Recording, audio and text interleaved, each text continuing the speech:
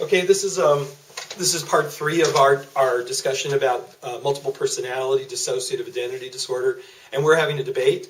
And the debate is Louise is taking the side that is her side, that she's cynical about the incidence and the frequency of multiple personality, and I'm taking the side of why it could be underreported. So I just gave you one side, and now it's Louise's turn to sort of counter back. We really like this kind of debate between experienced clinicians. We think this is really healthy in our field.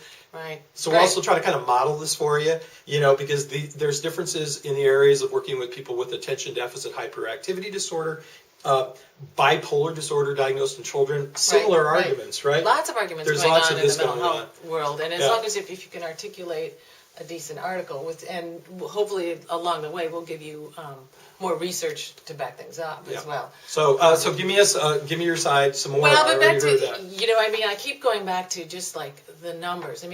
That are just astounding amount of increase in diagnosing these, and it's just that I can't not think that seems fishy. There was some interesting. If you look at over time. Look at the trauma children have gone through in, wars, in, tsunamis, the Holocaust. All those children that witnessed terrible, horrendous things, and no measurable multiple personality disorder in those traumas. So why only certain traumas and not others? That's sort of fishy to me. We should say, just breaking away from the debate, that the theory of the alters creation is that they were created as a way to deal with serious, often pre-verbal trauma. And the person had the potential to take their consciousness away from the trauma when it was occurring and form this separate personality. So that's what's under it. So you're saying here you have the Holocaust, all things that are going on this very day, these terrible things. And prior to 1979, there was no reports of an increase in multiple personality disorder. Right. And then once Hollywood got a hold of it, then there's a huge increase. Or once there's lots of fancy workshops you can go to it, and I understand that people look for something that they're very interested in. These are interesting, interesting personalities, which is part of the reason I also think it's fishy.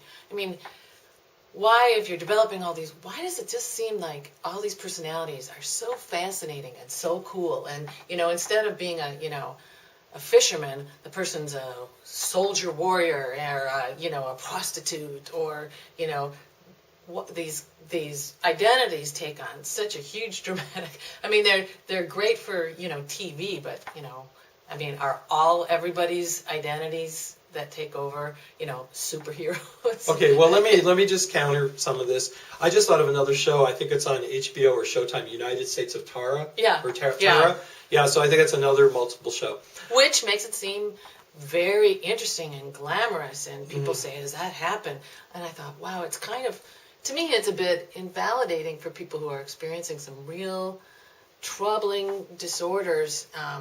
If you go to a therapist and they wish you were as interesting as her, and guess what? You've got plain old severe depression, or you've got plain old borderline personality disorder, which there actually is as you saw with the Marshall Linehan stuff, a bona fide treatment for. So there are disorders that there's bona fide treatment for. The other piece of this is the literature says these identities and these personalities tend to come out once a person goes to a therapist who is a proponent of DID.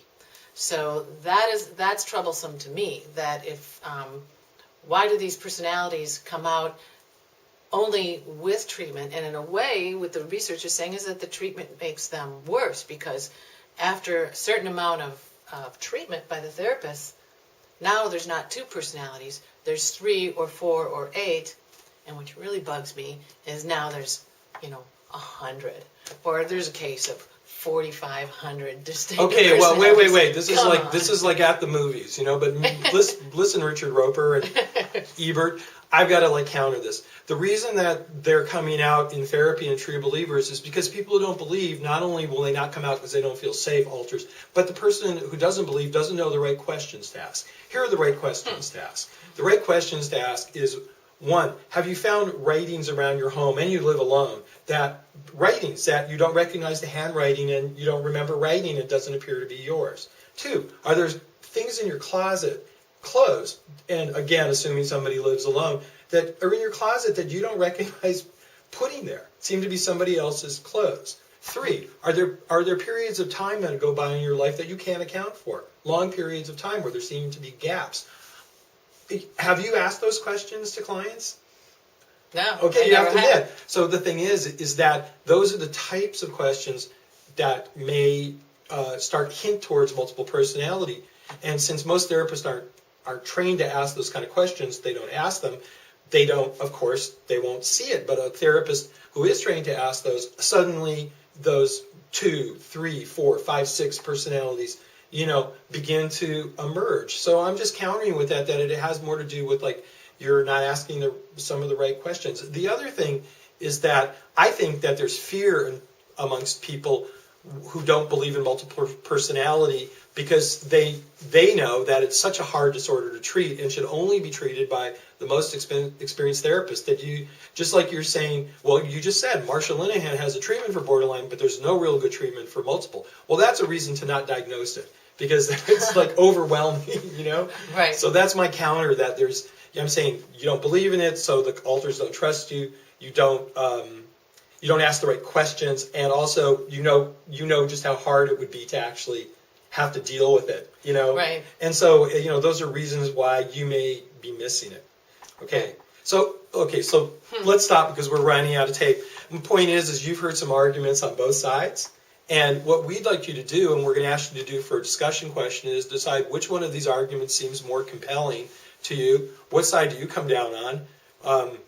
True believer or cynic or non-believer, and why? And just some of your thoughts about watching this kind of debate. We hope you enjoyed it, right? Right. Okay. So thank you very much, and enjoy. See you at the movies. See you at the movies. Thank you.